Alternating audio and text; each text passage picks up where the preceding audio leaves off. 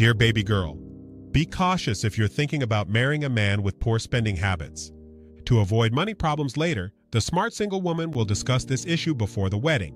But when you bring up the subject, beware. He may rationalize poor spending habits by focusing on the great bargains he's found.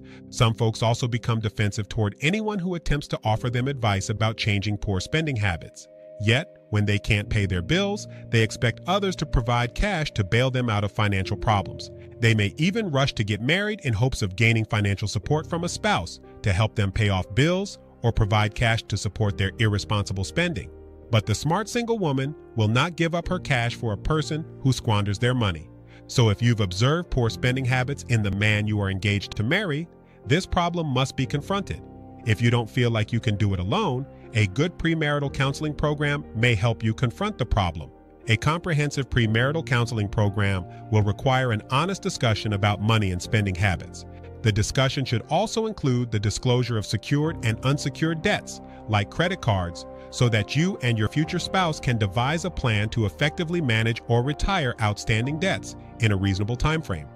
In closing, always remember, if you need my help when life seems unfair, you can always come home, and your dad will be waiting at the top of the stairs. Signed with all my love, your dad.